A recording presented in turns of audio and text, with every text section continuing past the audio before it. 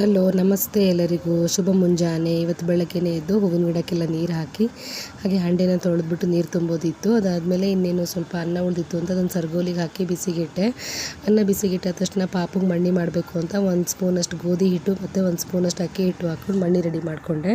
ಅದಾದಮೇಲೆ ಒಂದೊಟ್ಟು ಜೀರಿಗೆ ನೀರು ಮಾಡಿಕೊಂಡೆ. ಜೀರಿಗೆ ನೀರಿಗೆ ನಾನು ಯಾವುದೇ ಬೆಲ್ಲ ಆಗಲಿ ಸಕ್ಕರೆ ಆಗಲಿ ಹಾಕೋದಿಲ್ಲ, ಅದು ಡೈಜೆಷನ್ ಪವರಿಗೆ ತುಂಬ ಹೆಲ್ಪ್ ಆಗುತ್ತೆ ಅಂತ ನಾನು ಹಾಗೆ ಕುಡಿತೀನಿ. ಅದಾದಮೇಲೆ ನಾನು ಬೆಳಗ್ಗೆ ತಿಂಡಿಗೆ ಅಂತ ನಿನ್ನೆ ಸಾಂಬಾರು ಇತ್ತಲ್ಲ, ಅದರೊಟ್ಟಿಗೆ ನಾನು ಚಪಾತಿ ಕೂಡ ರೆಡಿ ಮಾಡ್ಕೊಂಡಿದ್ದೆ. ಅದನ್ನು ಶೂಟ್ ಮಾಡೋಕ್ಕಾಗಲಿಲ್ಲ. ಇದು ನಾಳೆ ಬೆಳಗ್ಗೆಗೆ ಅಂತ ಹೇಳಿ ದೋಸೆಗೆ ರೆಡಿ ಮಾಡ್ಕೊತಾ ಇದ್ದೀನಿ. ಅಕ್ಕಿ ಮತ್ತು ಸಬ್ಬಕ್ಕಿ, ಉದ್ದಿನಬೇಳೆ, ಮೆಂತ್ಯ ಹಾಕಿ ನಾನು ನೆನೆಸಿಟ್ಕೊಂಡೆ. ಇನ್ನು ಮಧ್ಯಾಹ್ನಕ್ಕೆ ಸಾಂಬಾರಿಗೆ ಕೂಡ ರಸಮಿಗೆ ರೆಡಿ ಮಾಡ್ಕೊತಾ ಇದ್ದೀನಿ. ಇದನ್ನೆಲ್ಲ ರುಬ್ಕೊಂಡು ಸ್ವಲ್ಪ ನಾನು ಒಗ್ಗರಣೆ ಹಾಕ್ಕೊಂಡು ಕುದಿಸ್ಕೊಂಡ್ರೆ ರಸಮ್ ರೆಡಿ ಆಗೋಯಿತು. ತುಂಬ ಚೆನ್ನಾಗಿ ಬಂದಿತ್ತು. ಬೇಕಾದರೆ ಸ್ವಲ್ಪ ಬೆಲ್ಲ ಕೂಡ ಸೇರಿಸ್ಕೋಬೋದು. ನನ್ನ ಚಾನಲ್ನ ಸಬ್ಸ್ಕ್ರೈಬ್ ಮಾಡ್ಕೊಳ್ಳಿ, ಹಾಗೆ ಲೈಕ್ ಮಾಡಿ. ತುಂಬ ಸಪೋರ್ಟ್ ಮಾಡ್ತಾ ಇದ್ದೀರಾ. Thank you so much. ಇದು ಯಾವ್ದಾದ್ರು ರೆಸಿಪಿಗಳು ನಿಮಗೆ ಬೇಕಾಗಿದ್ದಲ್ಲಿ ನೀವು ಕಮೆಂಟ್ ಮಾಡೋದನ್ನು ಮರಿಬೇಡಿ. Thank you